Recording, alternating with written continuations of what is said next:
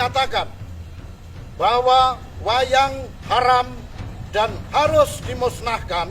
Dan tidak ada kata-kata saya di situ mengharamkan. Saya mengajak ya agar menjadikan Islam sebagai tradisi. Makna kata-kata ini juga, kalau ada tradisi yang sejalan dengan Islam, tidak ada masalah. Dan kalau bentrok sama Islam, ada baiknya ditinggalkan. Dan ini sebuah saran. Pernyataan tersebut sangat menyinggung para budayawan dan seniman, terutama seniman wayang.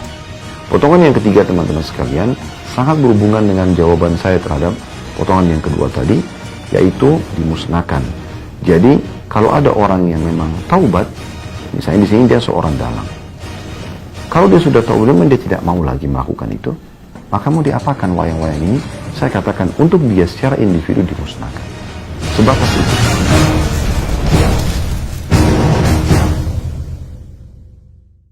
Video ini teman-teman kami buat untuk klarifikasi sekaligus permohonan maaf tentunya atas potongan pertanyaan yang diajukan oleh salah satu jemaah beberapa tahun lalu di Masjid Blok M di Jakarta, dan sekaligus jawaban kami tentang masalah wayang.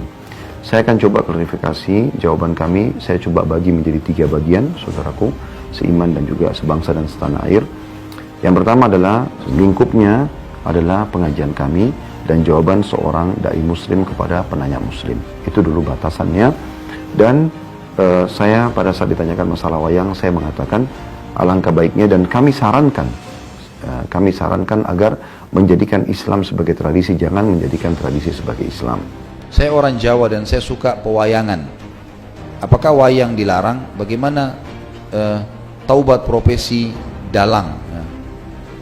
Tentu saja saya sudah pernah bilang teman-teman sekalian, tanpa mengurangi penghormatan terhadap tradisi dan budaya semua suku di Indonesia, suku Bugis, suku Makassar, suku Jawa, semua ini kita tidak akan berbicara dalam ceramah seperti ini bukan menjatuhkan sama sekali.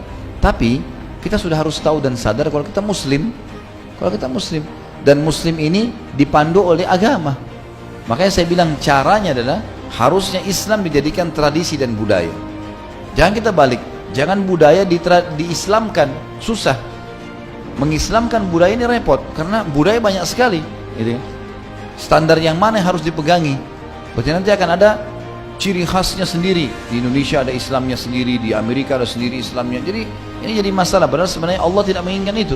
Allah sebagai pencinta menginginkan kita punya standarisasi. Jadi Allah alam yang saya tahu lebih baik yang seperti ini. Kalau memang itu peninggalan nenek moyang kita, mungkin kita bisa kenang dulu, oh ini tradisinya orang dulu seperti ini. Tapi kan bukan berarti harus itu dilakukan sementara dalam Islam dilarang. Kita sudah Muslim, harusnya kita tinggalkan. Dan tidak ada kata-kata saya di situ mengharamkan. Saya mengajak ya agar menjadikan Islam sebagai tradisi. Makna kata-kata ini juga, kalau ada tradisi yang sejalan dengan Islam, tidak ada masalah. Dan kalau bentrok sama Islam, ada baiknya ditinggalkan. Dan ini sebuah saran. Potongan yang kedua teman-teman sekalian, pada saat penanya menanyakan bagaimana tobatnya dalang. Jadi pertanyaan ini kami jawab. Ini mirip dengan sebenarnya lingkupnya ya. Kalau ada yang menanyakan bagaimana tobatnya seorang pedagang, seorang guru misalnya, disebutkan profesi. Maka saya sebagai seorang dai muslim menjawab, umumnya kaum muslimin kalau bertaubat, dan setiap muslim pasti akan merasa bahagia, senang kalau diajak bertaubat. Dan memang jawabannya taubat nasuha, kembali kepada Allah dengan taubat yang benar. Kalau masalah taubat, ya taubat nasuha kepada Allah sementara dengan 3 syarat yang sudah kita tahu. Meninggalkan dosa itu seketika, menyesal dan janji sama Allah tidak mengulanginya. Dan kalau dia punya, maka lebih baik dimusnahkan ya. Dan berarti kata ini lebih baik dihilangkan ya.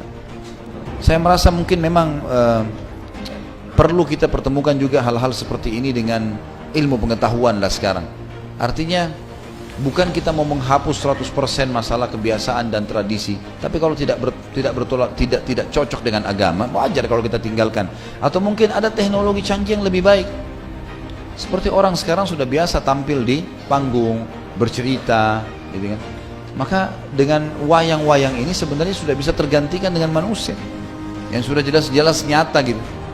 Saya yakin juga kalau generasi sekarang ini lebih cenderung untuk meninggalkan itu kan, sudah merasa ini sudah zaman dulu gitu. Ini mungkin bisa kita tangkap secara rasional untuk meninggalkannya dengan cara gitu juga. Jadi memahami poin tadi. Potongan yang ketiga teman-teman sekalian sangat berhubungan dengan jawaban saya terhadap potongan yang kedua tadi, yaitu dimusnahkan. Jadi kalau ada orang yang memang taubat, misalnya di sini dia seorang dalang, kalau dia sudah taubat dan dia tidak mau lagi melakukan itu, maka mau diapakan wayang-wayang ini? Saya katakan untuk dia secara individu dimusnahkan. Sebatas itu. Saya sama sekali tidak berpikir ataupun punya niat untuk menghapuskan ini dari sejarah nenek moyang Indonesia, atau misalnya menyuruh seluruh dalang-dalang bertobatlah kepada Allah, ya, atau misalnya semua wayang harus dimusnahkan. Anda mau melakukannya, itu hak Anda. Kami sedang ditanya, mohon maaf, lingkup di taklim kami. Namun teman-teman sekalian, klarifikasi ini bukan membenarkan sikap, tapi hanya untuk menjelaskan saja. Dan sebagai seorang muslim yang baik, saya berharap juga saya termasuk salah satu dari muslim itu, kalau ada sesuatu yang kita lakukan ternyata menyinggung orang lain, maka kita ada baiknya meminta maaf. Dan saya pada kesempatan ini, ya Khalid Basalamah, mengucapkan permohonan maaf yang sebesar-besarnya dari hati nurani kami kepada seluruh pihak tidak terkecuali yang merasa terganggu atau tersinggung dengan jawaban kami tersebut. Semoga klarifikasi berikut juga permohonan maaf ini bisa dimaklumi, dan semoga Allah Subhanahu wa taala selalu menyatukan kita di atas kesatuan dan persatuan di negara Republik Indonesia insyaallah. Dan saya yakin kita semua sangat mencintai negara kita, dan kita diperintahkan apalagi sebagai seorang muslim untuk mencintai negara kita, mencintai persatuan dan kesatuan, dan itu juga yang menyebabkan pejuang-pejuang mayoritasnya yang memerdekakan Indonesia adalah dari kaum muslimin. Subhanakallahumma bihamdika asyhadu an la ilaha illa anta astaghfiruka wa atubu ilaik. Wassalamualaikum warahmatullahi wabarakatuh.